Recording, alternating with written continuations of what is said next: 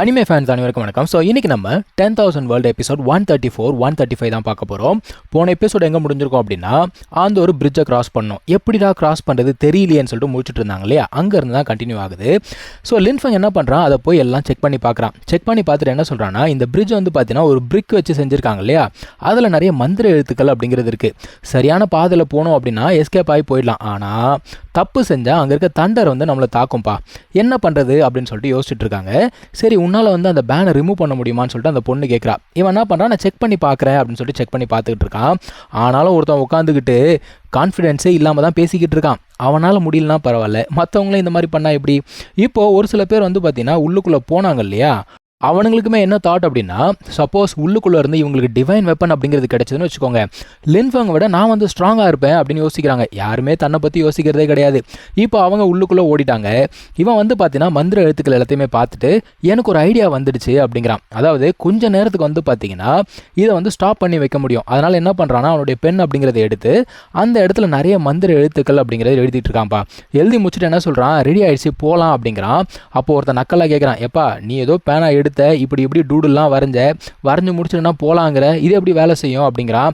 இங்கே பாரு, கொஞ்ச நேரத்துக்கு தான் இது வந்து ஒர்க் பண்ணும், வந்தாவா வரலனா போன்னு சொல்லிட்டு நம்ம ஆட்கள் எல்லாம் உள்ளு கூட ஓட ஆரம்பிச்சிட்டாங்க. அதுக்கப்புறம் ஒரு சில பேர் வந்து நல்லா யோசிச்சு பார்க்குறாங்க, இல்லை நம்ம போகலாம் அப்படின்னு சொல்லிட்டு மறுபடியும் லின்ஃபங்கை ஃபாலோ பண்ணி உள்ளுக்குள்ளே போகிறாங்க. ஆனால் இவனுங்க ஒரு 4 பேர் மட்டும் உள்ளுக்குள்ளே போகாமல் இங்கேயே நின்றுட்டு இருக்கானுங்க. என்னதான் நடக்குது வேடிக்கை பார்ப்போம் அப்படின்னு சொல்லிட்டு நிற்கிறானுங்க. ஆனால் அவங்க வந்து பார்த்தீங்கன்னா சக்ஸஸ்ஃபுல்லாக கிராஸ் பண்ணிட்டாங்கப்பா. ஓகே, இது வேலை செய்து போல தெரியுதே, வா நம்மளும் போகலாம் அப்படின்னு சொல்லிட்டு கிளம்பும் பொழுது அந்த டைம் முடிஞ்சிச்சு போல தெரியுது. தண்டர் வந்து இவங்கள பயங்கரமாக அட்டாக் பண்ணுதுங்க. சரி, தன்னை தானே பாதுகாத்துக்கலாம் அப்படின்னு சொல்லிட்டு ஒரு பெரிய பெல் மாதிரி இருக்கு, அதை யூஸ் பண்ணி பாதுகாத்துக்கலான்னு பார்த்தா அதுவும் ஒன்றுத்துக்கும் வேலைக்கு ஆகலை. அதான் ஒருத்தன் யோசிக்கிறான், ஒழுங்காக அவங்க பேச்சு கேட்டுருக்கணும் போல தெரியுது, நானும் உள்ளுக்குள்ளே போயிருக்கலாம் அப்படின்னு சொல்லிட்டு யோசிச்சுக்கிட்டு இருக்கான். இப்போ நம்ம ஆட்கள் எல்லாருமே சேஃபாக கிராஸ் பண்ணிட்டாங்க. இப்போ ஒருத்தன் லிட்டரலாக வந்து மன்னிப்பே கேட்குறான். அவன் என்ன சொல்கிறான்னா, ஆக்சுவலாக நான் வந்து உன்னை நம்ப வேண்டாம்னு நினச்சேன், இது வந்து என்னுடைய தப்பு தான், என்னை மன்னிச்சுக்கோ அப்படின்னு சொல்லிட்டு மன்னிப்பு கேட்குறான். ஆனால் லின்ஃபங் என்ன சொல்கிறான், அதெல்லாம் ஒன்றும் பிரச்சனை இல்லை அப்படின்னு சொல்லிட்டு ஈஸியாக விட்டுறான்ப்பா. சரி வாங்க நம்ம போய்ட்டு எக்ஸ்ப்ளோர் பண்ணலாம் அப்படின்னு சொல்லிட்டு உள்ளுக்குள்ளே போகிறாங்க. இந்த ஒரு செக்டார் வந்து பார்த்தீங்கன்னா பயங்கர பெருசாக இருக்குங்க. அப்படியே பார்த்துட்டே போகும்போது இவன் என்ன சொல்கிறான், இந்த இடத்துல வந்து எந்த ஒரு பேன்லாம் கிடையாது, நம்ம வந்து பறந்து போகலாம்னு சொல்லிட்டு இவனோட இந்த கப்பல் இருக்கும்ல அதை ரிலீஸ் பண்ணுறான். எல்லாருமே அது மேலே ஏறிக்கிறாங்க, ஏறி போய்கிட்டே இருக்காங்க. இப்போ அந்த ஒரு கப்பலில் இவங்க போய்கிட்டே இருக்கும்போது ஒரு விஷயத்தை நோட்டீஸ் பண்ணுறாங்கப்பா. பயங்கரமான ஃபயர் அப்படிங்கிறது அந்த இடத்துல வருது. அங்கே ஒரு பறவை அப்படிங்கிறது இருக்குது. என்னடா இது அப்படின்னு பார்க்கும்பொழுது இது வந்து பார்த்தீங்கன்னா ஒரு ஃபயர் பேர்டு தான். ஒரு ஃபயர் லோட்டஸ் ஒன்று இருக்குது சரிங்களா, அதுலேருந்து உருவான ஒரு பேர்டு தான் இது. இது வந்து பார்த்தீங்கன்னா ஆல்மோஸ்ட் இந்த 9th level of divine martial realm சொல்லுவாங்களே, அந்த லெவலில் இருக்குங்க. பயங்கர ஸ்ட்ராங்காக இருக்குது. இது என்னடா இப்படி இருக்கே அப்படின்னு சொல்லிட்டு பேசிக்கிட்டு இருக்காங்க. இன்னொரு பக்கத்தில் அந்த ஒரு டீம் போச்சுல்ல, அதில் ஒருத்தன் இருக்கான். அவன் என்ன சொல்கிறான்னா, இந்த ஒரு ஃப்ளவரை நான் எப்படியாவது ரிஃபைன் பண்ணிட்டேன் அப்படின்னா கண்டிப்பாக பயங்கர ஸ்ட்ராங்காக மாறிடுவேன், அதுக்கப்புறம் எவன்டா நம்மக்கிட்ட போட்டி போடுவான் அப்படின்னு பேசிக்கிட்டு இருக்கான். ஆமாம்மா கரெக்டு தான், நீ மட்டும் ஸ்ட்ராங் ஆகிட்டேன்னு வச்சுக்கோயேன், வரப்போகிற காம்படிஷனில் நம்ம தான் நம்பர் 1 இருப்போம் அப்படின்னு பேசுகிறானுங்க. இன்னொருத்தன் என்ன சொல்கிறான்னா, எப்பா நீ மட்டும் ஸ்ட்ராங் ஆகிட்டேன்னு வச்சுக்கோ, எங்களெல்லாம் மறந்துடாதே அப்படிங்கிறான். அது எப்படா மறப்பேன், நம்மளாம் பிரதர்ஸ் மாதிரி, சரி இப்போ எனக்கு ஹெல்ப் பண்ணுங்க அப்படின்னு சொன்ன உடனே எல்லாருமே என்ன பண்ணுறாங்கன்னா அவங்களோட எனர்ஜி அப்படிங்கிறத கம்பைன் பண்ணி அந்த ஒரு பறவை கூட சண்டை போடுறாங்கப்பா. அந்த பறவை வந்து பார்த்தீங்கன்னா பயங்கர ஸ்ட்ராங்காக இருக்குங்க. இவங்க அட்டாக் எல்லாம் ஒன்றும் பெருசாக ஒர்க் ஆன மாதிரி தெரியல. அது என்ன பண்ணுதுன்னா வெறி கொண்டு இவங்களை வந்து பார்த்தீங்கன்னா திரும்ப தாக்க ஆரம்பிக்குது. இவங்களால பிளாக்கே பண்ண முடியல, அந்த அளவுக்கு ஸ்ட்ராங்காக இருக்குது அவங்களோட அட்டாக்கு. ஆனாலுமே அவன்கிட்ட வந்து பார்த்தீங்கன்னா ஒரு டோக்கன் இருக்குங்க. அந்த டோக்கனுடைய பவர் அப்படிங்கிறத அவன் யூஸ் பண்ணுறான். அப்போ அங்கேருந்து வரக்கூடிய அந்த எனர்ஜி வந்து பார்த்தீங்கன்னா பயங்கரமாக இருக்குது. ஒரு லைட்னிங் மாதிரி வந்து அதை அட்டாக் பண்ணுது.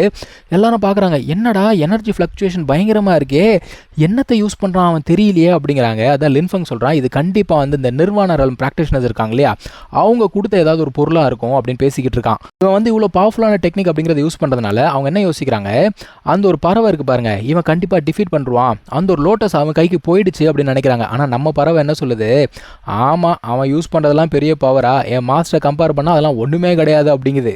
ஸோ இந்த ஒரு பறவை பயங்கரமாக அட்டாக் அப்படிங்கிறத பண்ணுது. ஆனால் அவன் வந்து பார்த்தீங்கன்னா அந்த மார்ஷல் டோக்கன் இருக்குல்ல, அந்த ஒரு பவரை யூஸ் பண்ணி ஒரு பெரிய கை மாதிரி உருவாக்குறாங்க. அந்த ஒரு பெரிய கை என்ன பண்ணுது, அந்த பறவையை பிடிச்சி அழுத்தின உடனே அந்த பறவை வந்து பார்த்தீங்கன்னா டிஸ்ட்ராய் ஆகிடுச்சு. இவனுங்கெல்லாம் பயங்கரமாக கொண்டாடுறானுங்க, பாத்தியா நம்மளால எவ்வளோ பவர்ஃபுல் பாத்தியா, இந்த மார்ஷல் டோக்கன் இருக்கிற வரைக்கும் எவனா நம்ம கூட சண்டை போட முடியும், என் பிரதரோட பவரை பாத்தியா அப்படின்னு சொல்லிட்டு பயங்கரமாக கொண்டாடுறாங்க. கீழே வந்து அந்த ஃப்ளவரை சுற்றி வந்து ஒரு ஷீல்டு மாதிரி இருக்குது. சரி, இந்த ஷீல்டை உடைக்கணும் இல்லையா, அவன் என்ன பண்ணுறான், மறுபடியும் ஒரு கை அப்படிங்கிறத ஃபார்ம் பண்ணுறான். அது கையில் ஒரு ஈட்டி மாதிரி இருக்குது, அதை யூஸ் பண்ணி ஷீல்டையும் உடைக்கிறானுங்க. ஆனால் இவங்க எதிர்பார்க்காத ஒரு விஷயம் என்னென்னா, அந்த இடத்துல இன்னொரு பேர்டு ஒன்று ஃபார்ம் ஆகுது. இந்த பேர்டு வந்து பார்த்தீங்கன்னா இதுக்கு முன்னாடி இருந்த அந்த பேர்டை விட பயங்கர ஸ்ட்ராங்காக இருக்குது. பத்தாவதுக்கு அந்த ஸ்பிரிச்சுவல் இன்டெலிஜென்ஸ் சொல்லுவாங்கள்ல, அதெல்லாமே இருக்குப்பா. இது வந்து இவங்களை திரும்ப அட்டாக் பண்ண ஆரம்பிக்குது. இவங்களால சுத்தமாக தாக்கு பிடிக்கவே முடியல. மறுபடியும் அவன் என்ன பண்ணுறான்னா ஒரு பெரிய கை மாதிரி ஃபார்ம் பண்ணி தடுக்கலான்னு பார்க்குறான். பட் ஒன்றுத்துக்கும் வேலைக்காகல. அந்த டோக்கனுடைய பவரும் காலி ஆயிடுச்சு. லிட்டரலாக வந்து ஒரு ஷீல்டு மாதிரி போட்டு தன்னை தானே பாதுகாத்துட்டு இருக்கான். இங்கே கீழே விழுந்த மற்றவங்க இருக்காங்க இல்லையா, அவங்க என்ன பண்ணுறாங்க, இவனுக்கு ஹெல்ப் பண்ணலாம் அப்படின்னு சொல்லிட்டு அவங்களுடைய பவர் அப்படிங்கிறத கொடுக்குறாங்க. ஆனாலும் ஒன்றும் வேலைக்காகலைங்க. பயங்கரமாக வந்து ஸ்ட்ரகிள் பண்ணிட்டு இருக்காங்க. இந்த பேர்டோட அட்டாக்கை வந்து இவங்களால சுத்தமாக தாக்கு பிடிக்க முடியல. அந்த சமயத்தில் தான் வந்து பார்த்தீங்கன்னா லின்ஃபங் அந்த இடத்துக்கு வரான்.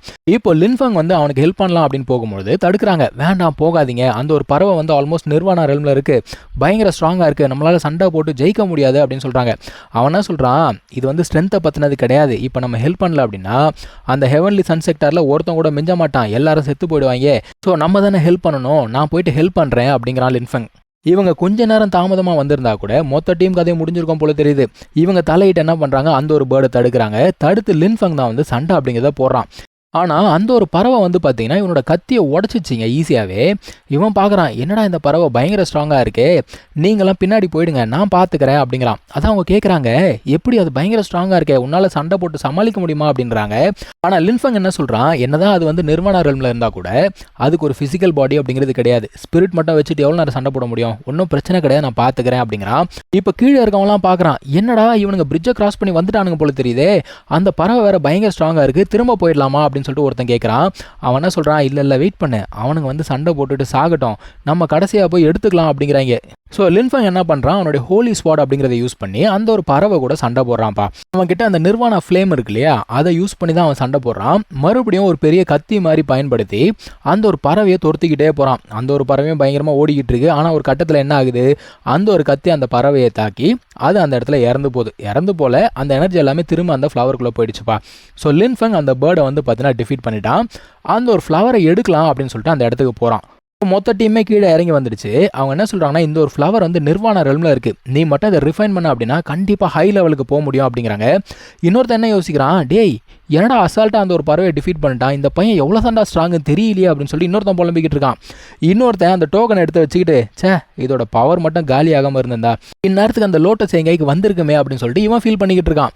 இவங்கெல்லாம் ஃபீல் பண்ணிக்கிட்டே இருக்கும்போது இன்னொருத்தன் என்ன பண்ணுறான்னா, இவங்க மொத்த பேரையும் வந்து அட்டாக் பண்ணுறான்ப்பா. என்னடா அப்படின்னு கேட்டால் இவன் வந்து இன்னொரு செக்டாரை சேர்ந்தவன். அவன் சொல்கிறான், இந்த ஒரு லோட்டஸ் எனக்கு தான் வேணும் அப்படிங்கிறான். ஸோ இதோட இந்த ஒரு எபிசோட் முடியுதுங்க. நம்ம வந்து அடுத்த எபிசோடில் மீட் பண்ணலாம். தேங்க்யூ ஸோ மச் ஃபார் வாட்சிங். Take care. பை.